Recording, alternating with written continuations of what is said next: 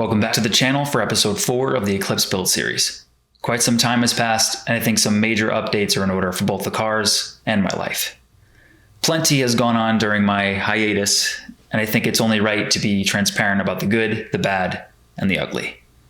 Some positive life events have come to pass, while others have been, let's say, less than ideal, and have challenged my abilities so far. Regardless, it's story time. Let's get caught up to speed on what has gone on. If you're interested in cutting straight to the build progress, and understandably so, tap the timestamp on the screen now to continue right where we left off.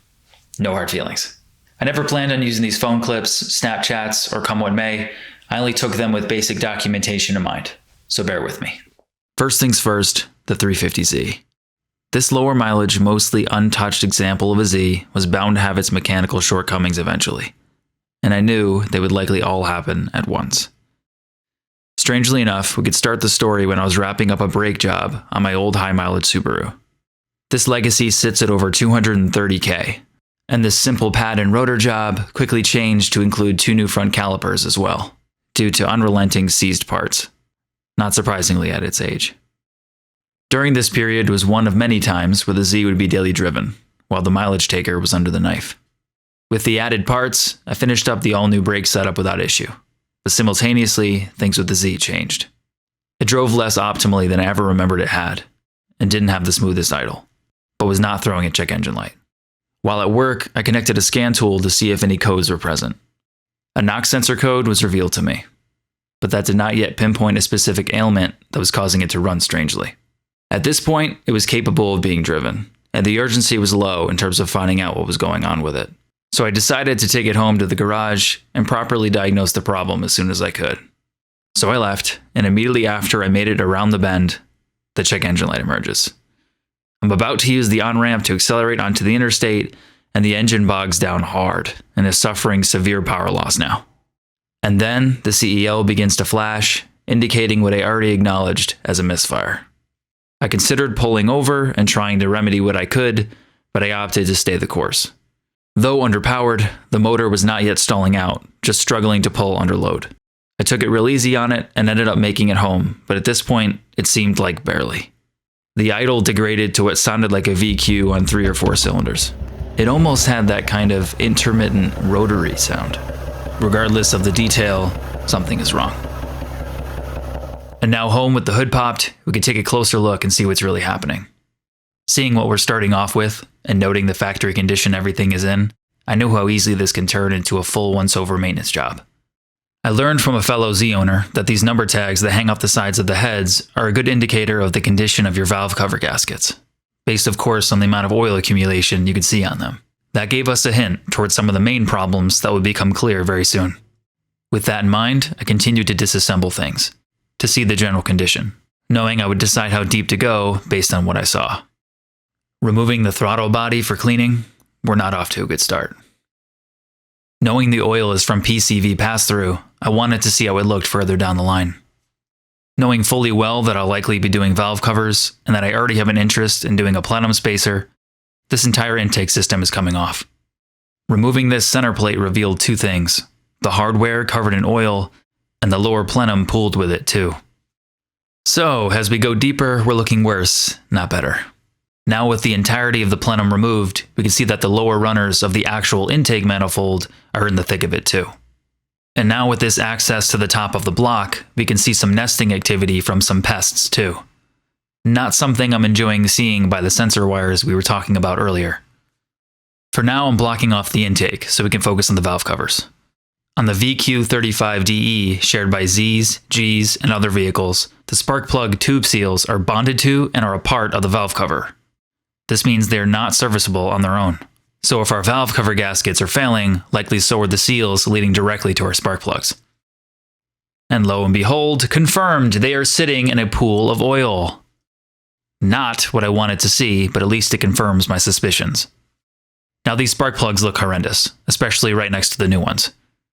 But of course, I'm not overly surprised, considering these are likely the originals and this car is sitting at just over 80,000 miles. So it's time. So with that, and the seepage we saw earlier, these valve covers are coming off and getting OE replacements.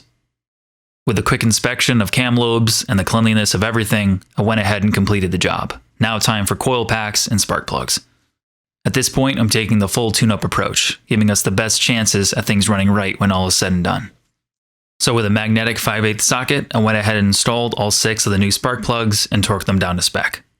The right valve cover comes with a new PCV valve, and we're replacing the hoses with new silicone ones from Z1. One of them is a perfect installation tool to carefully install the spark plugs without worrying about cross-threading them. So with the tubes clean and free of debris and the new spark plugs installed, we can move forward. So I installed and connected the new coil packs so I can focus on the intake manifold. I ultimately decided to remove it. One, to get the intake runners clean, deburred, and polished from casting marks, but to also inspect the valves underneath. With everything looking clean and proper and the valves to my liking, I went ahead and reinstalled the intake with 2 new gaskets from Nissan. Disconnecting the intake manifold meant removing the fuel rail and injectors. Due to the fuel injector's expensive, yet so simple nature, I decided to refurbish them by giving them a thorough cleaning and replacing all 12 of their O-rings. I did so by sealing each injector to a can of carburetor cleaner using a tire valve stem. I then triggered each manually using a 9-volt battery and 2 wire leads. Not only did this clean and correct the spray pattern back to original standards, but it also tested to make sure they worked at all. With a clean fuel rail and freshly refurbished injectors, I went ahead and reinstalled the fuel system into the manifold. So now a fresh OE gasket can go atop that so we can reinstall the lower plenum. This too has been cleaned, deburred, and polished to really help the air as it makes its way into the cylinders. The improvements of this are debatable, but they're definitely not going to make it worse. And as long as you aren't increasing the size of the ports, you don't need a tune. This is all about simplicity and efficiency, not power. With the lower plenum installed in a 2-stage torque sequence, let's add on a plenum spacer before we put back on the upper. This is a tapered spacer from Z1 that equalizes the air making it to the front cylinders. We install the supplied gasket along with the OEM one. With a freshly cleaned and externally polished throttle body along with another new Nissan gasket, we install it onto the upper before putting everything all back together. A side note for anyone doing a disassembly like this on their VQ, as long as you don't touch the butterfly valve, you shouldn't have to do an electronic reset after installing the throttle body. The kit includes the extended hardware needed, and the OEM ones simply move back. I had previously numbered all 18 of the upper plenum hardware pieces, and wire wheeled away the rust enough to polish and wax them just enough so they can match the new bolts in the kit. And now the polished upper gets installed, also in sequence, to prevent leaks. Since the throttle body was removed and has coolant lines running through it, we're going to have to top off and bleed the cooling system. This aluminum coolant bleeder valve from Z1 replaces the brittle plastic original one, making this process easier, done via hex, and no concerns about longevity. With the included lifting washers, I reinstalled and tensioned the front strut brace. This ensures clearance of the OEM bar over the now raised intake plenum. Since essentially the entire engine harness had to be removed for the valve cover process, I went ahead and cleaned and used dielectric grease on all the connectors. To avoid infiltrating moisture, but to more importantly make the connectors easier to work with later on. I also wasn't really too fond of the plastic engine cover. Besides being useless, it honestly just doesn't look very good. So instead, I removed all the unnecessary bracketry holding that and the engine harness in place and installed the Z1 harness cover instead. The polished look matches amazingly and seriously changes the symmetry and cleanliness of this engine bay. And by the way, this isn't sponsored by Z1, but you make damn good products. Contact me. Let's talk. Now with lines, hoses, and connectors all buttoned up, just a couple last minute things. Now I'm not a huge fan of the Tomei exhaust on Zs, unless maybe you're boosted. But I thought this Tomei piston-shaped oil cap would be a nice match for the polish, while also being a bit of an Easter egg. We don't all drive trumpets. HKS all the way. And lastly, I installed an oil catch can, hopefully mitigating some of the oil passing through going forward. Now with things under the hood looking excellent, we still unfortunately have a few things left to fix. You know how old cars are. But now with the major items out of the way, we can fix some details. I installed a new OE engine air filter, replaced some clips around the bay and on the bumper. I replaced the dried and cracked rubber grommet between the washer fluid reservoir and pump, making it possible to spray the windows again. Replaced the passenger outer door handle with a new OEM one. And I had problems with the passenger window being intermittent as well. With the door card off and the access panel opened, I found the window motor to be in pretty bad shape. I cleaned up the components inside the motor, and it worked temporarily before failing immediately after. So I replaced it with a new one. The spring-loaded bump stops for the hatch never truly opened it without force, so I replaced them with some newer, beefier ones, and now it works both with the button on the fob and the bumper. Totally worth it for those one-handed maneuvers into the trunk that were once impossible. With everything checked and coolant bled, the engine ran and operated perfectly. Now she's back, engine bay looking better than ever, and I can drive forward with peace of mind and confidence. At least for now. I'm sure there's still a plethora of things to concern myself with, like the aging head unit, tired suspension components, and worn out bushings, but we'll get to those things in due time. With every break, there's a chance for an upgrade, and that's honestly one of my favorite things about driving old cars. At least that's how I keep my sanity anyway.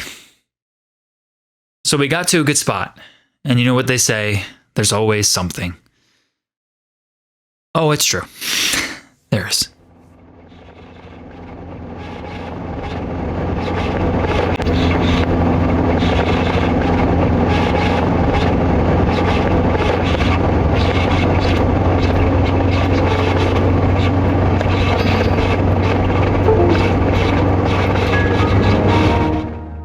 Okay, so at this point, second gear is done. It's completely blocked off, must be a messed up synchro. Third gear pops right out. Fourth gear is rendered completely useless. It's gone, but I have fifth and reverse. I had problems with fourth gear popping out in the past, but obviously something catastrophic has happened now that it's massively overheating and leaking everywhere. I opted to push my luck and try to use what's left of this transmission to make it back home to either scrap it, fix it, or who knows what at this point. And she's home. First, third, fifth. Who needs the other ones? This isn't looking good. This is not looking good. That's not looking good. This isn't looking good. There's nothing here. So as you've just heard from Tony, it's all looking really good. So as you can see, we made it back, but there's nothing but a silvery paste coming from the drain plug of this transmission. Look at that glitter. That's a wrap on this one. Yeah, it's done. So out with the old and in with the new? This older high mileage transmission is something I picked up cheap from someone I know. I sold some spare wheels I no longer needed and ended up with a net cost of $50 for this new to me transmission. Not ideal, but given the information I have, all gears work with no grinds. It'll have to do. I installed a new flywheel with a fresh pilot bearing, as well as a new pressure plate and clutch. The boot that goes around the clutch fork on this quote-unquote new one is completely dried out and cracked. So I swapped it inversely with my still soft and malleable original one. So at this point, we're essentially scavenging the best parts from each as we can. With that in mind, I took the original clutch fork, cleaned and greased it up, before installing a new release bearing and putting it onto the input shaft with a repair sleeve. The U-joint for the shift shaft looked like a relic from times past in Atlantis, so I replaced it with a new OEM one from Subaru. With everything mostly cleaned and prepped, it's time to mate this transmission to the block. Reinstalled the two cross members with the transmission mount, and added a new neutral return spring, which it never had, before reconnecting the shift shaft to the car. With the new bushings in the U-joint and the return spring, the shifter will feel like new again, with no slop or play, both in gear and in neutral. Hell, before every gear felt like neutral. I installed a new clutch slave cylinder and tested for full articulation or hydraulic leaks. With the clutch bled and working perfectly, I filled up the trans with some fresh 7590 gear oil. With everything buttoned up, it's time for a test. Starts right up, no weird noises, and the clutch feels fine. Now a quick test to make sure all the gears are functioning properly.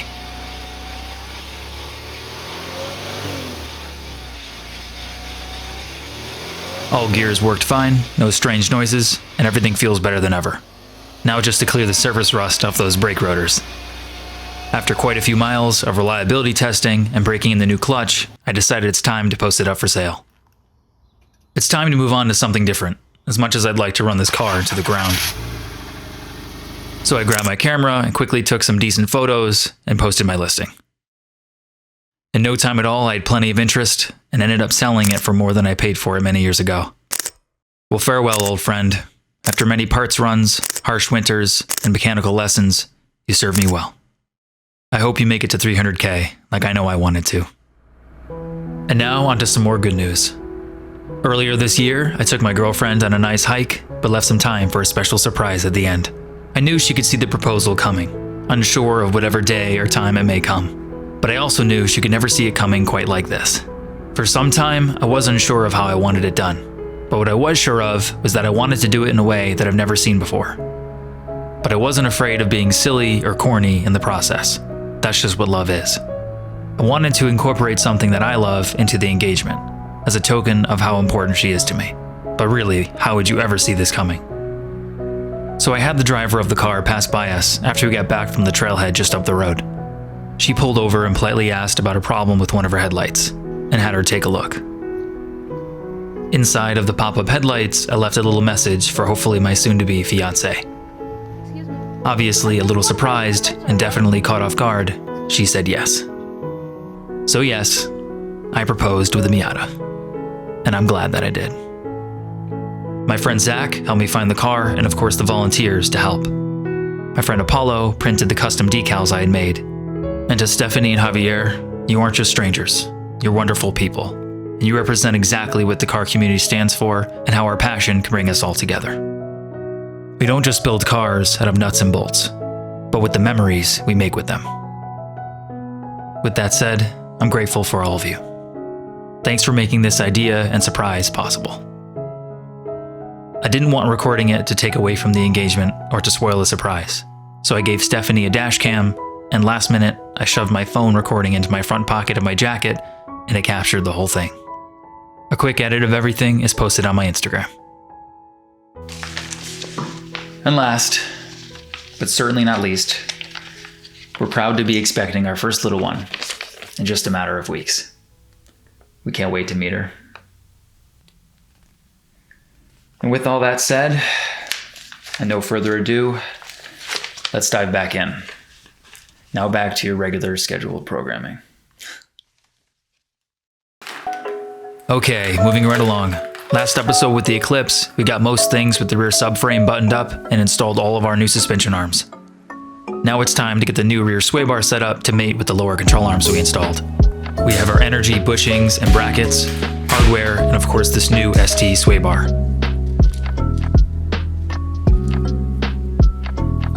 I'm actually pretty impressed with the finish of this. A nice metallic charcoal, not just black. Just like the carbon fuel door, we're going to have to use a hex bit socket instead of a regular hex due to the titanium dress-up bolts that we're using. This one in particular is an 8mm hex.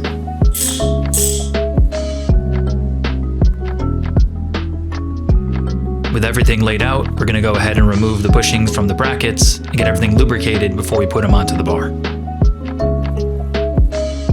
These are slit open along one side, so you can simply slide it right over. With a little bit of the included grease applied to the inner bore, we're going to slap these on. Nice and easy.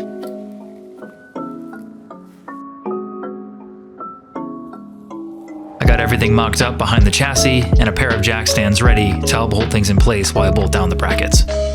I also hung up the tow arms with some hooks to keep them out of the way.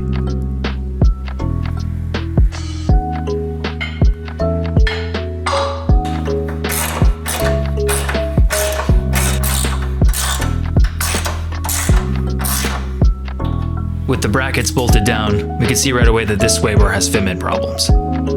This strange hoop-shaped design of the midsection makes clearance basically impossible. Now I can't say I'm too surprised, considering we're using a second-gen sway bar which works with these gallant lower control arms. However, after some digging and looking through more than decade-old forum threads, apparently it doesn't fit well in the second-gen either. They have clearance issues too, especially with the way it lowers to the ground as the suspension travels upward. That's a very bad inverse relationship. You lose ground clearance that way, and that's just not going to work with what we're doing here. Unfortunately, with that said, this bar is definitely coming off, and we're going back to the drawing board. Enter our Mark II option. This RM rear sway bar, also for the second generation, is a far better design. The fit and finish of this one is admittedly not as good, but it offers us the clearance to go as low as possible with maximum suspension articulation. Plus, I'm going to be refinishing it anyway, and I can remedy any minor fitment issues before I do that. I must say, it's also ever so slightly thinner and lighter, but that's okay considering how stiff the suspension will most likely be and how much we're maxing it out. I got it all clean and prepped for a fresh coat of paint, but during the coating process, I noticed the angle of the tabs that mount to the sway bar links was ever so slightly off. I decided to correct that first with some heat and a vise. This may seem ludicrous to some, but as long as you don't mess with the torsional part in the midsection, it won't actually affect its function at all. I attached washers to both sides of the tab before mounting in the vise to avoid marring it all up.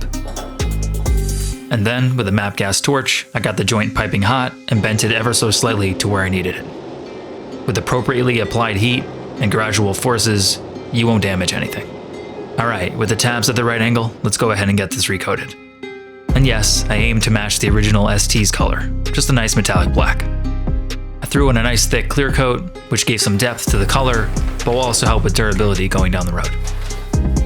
And now for the sway bar links, which we couldn't even get to before, we have some custom shortened and adjustable 3000 GT end links. The gold zinc finish matches really well, and their shortened and adjustable design should really help them fit in these gallant lower control arms. They utilize spherical bushings or Heim joints, much like many things we already have on the car. Fun fact, apparently front 3000 GT end links fit in the rear of ours. I'm still figuring this puzzle out. Nah, thank you, Jay. These are the custom details I'm all about, and these look awesome. Fingers crossed that they work out just fine. Along with those, I have some matching zinc flat washers and conical retaining washers, which allow these to have full range of motion. Without them, they just won't really be able to move very much. You can see that here. A necessity? I don't really know, but I'm definitely going to need them for my purposes. I mocked everything up with the conical washers at the correct spacing, just to see how everything will look before it goes over to the car. And maybe it doesn't really matter, but honestly, this setup just looks really good. So I got all that laid out, along with some white line lateral links, which I'll explain in a moment. Once again, slapping some bushings on, we could put these brackets on the car. I'm feeling good about it this time.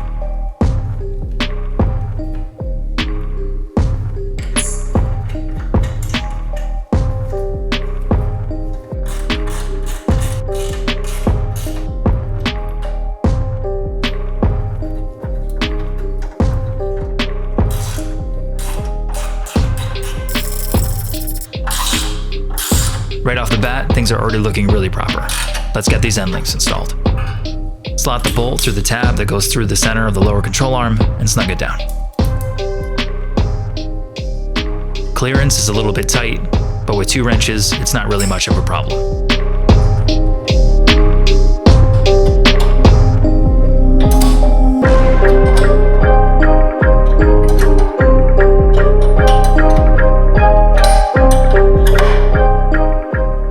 For the top, we can of course just bolt it right through the bar.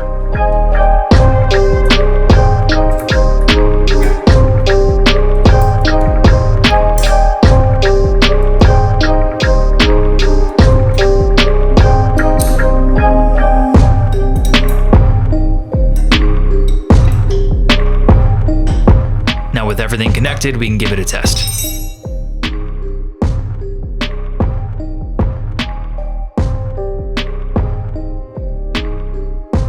Look at her go. Nah, but I'm honestly stoked to see things not contacting one another. Definitely confidence inspiring considering what we dealt with earlier. Now for the lateral links, these simply attach on the bar next to the bushings, keeping things in place. That way we don't lose the small amount of clearance that we do have. These just clamp down with 2 Allen head bolts. And that's the sway bar setup all buttoned up. Let's bring in the knuckles and see if we can get everything playing well together. Applying the same grease to the mating surfaces as we did with all the other energy suspension bushings, we basically just slide everything in position. I started with bolting up the top and added the appropriate washers.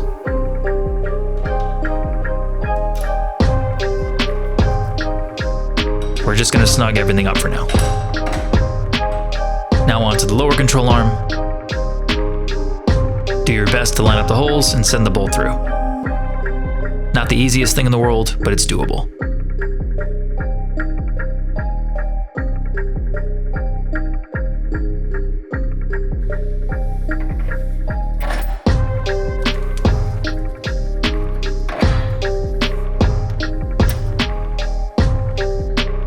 All bolted up, let's wipe off the excess grease before moving on to the trailing and tow arm. Because of their double lock nut design, I wanted to apply a generous coating of anti-seize to the threads so that these will remain serviceable in the future.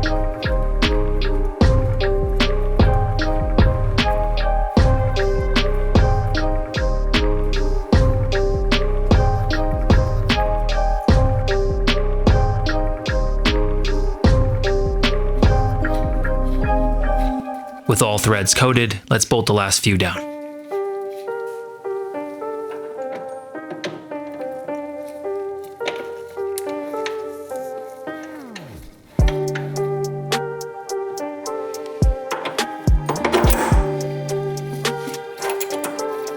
Trailing arm all set, just the same. Now for the tow arm. This one's a little different, much like a tie rod end you'd see up front. This doesn't make it any more difficult, it just has a tapered sleeve that goes through the hole in the knuckle and you bolt it down from the top.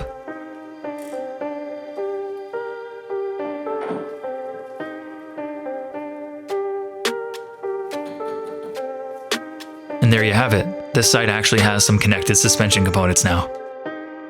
I didn't know if I would end up using these threaded openings at the front of the knuckle, but I wanted to make sure they were clean and tapped and readily available to take a bolt for some type of custom bracketry of my own.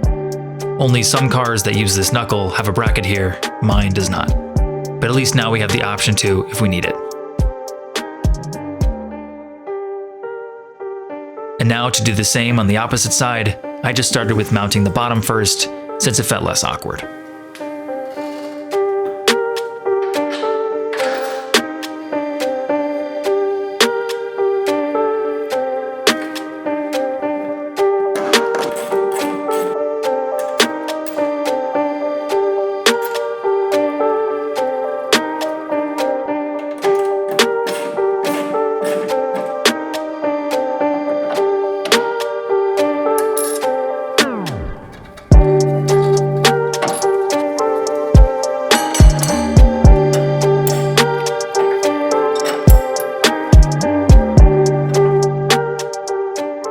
Now with both sides complete to that stage, let's talk hubs/wheel bearings.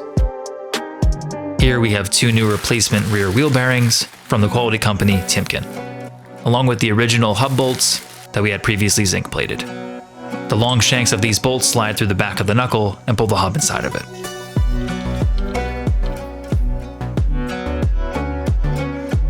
And here you can see this rocketed wheel that will be on the inside interacting with the wheel speed sensor for the ABS. So I remembered I had to disconnect the knuckle side of the trailing arm so I can get the e-brake cable up and over so we can sandwich the backing plate before putting on the hubs. These get aligned and fixed in place via the same hardware that holds in the hubs from the backside. This is also what our brake calipers will attach to later. So with the backing plate floating in place, I mocked up the bolts to the backside to get everything in alignment. This will hold the backing plate in position so I can bring the hubs in and bolt everything together. Once the threads are started by hand, you won't really have to hold anything anymore.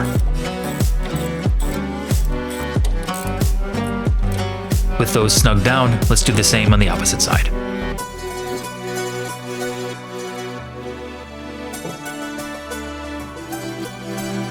I applied anti-seize to the mating surfaces of the hub, as well as the bolts going through the knuckle.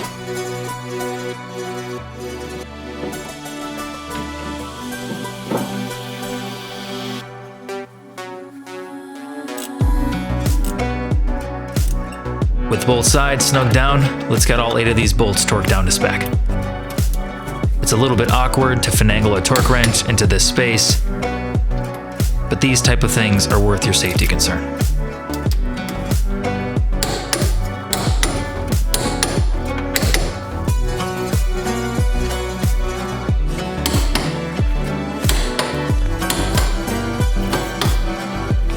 With the hubs fully installed, let's reposition these trailing arms once again.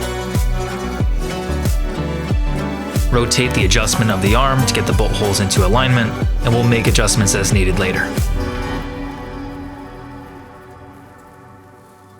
With the main structure finally in place, we can finally start talking about upgraded brakes soon. But I think we're gonna have to go ahead and save that for next episode. Okay, so this is beginning to become a bit lengthy, so I'm going to cap things off here. and try to update you guys next week. But we've talked about a lot today, and I feel like it's important to remember to trust the process. So for now, as always, I'll see you guys in the next video.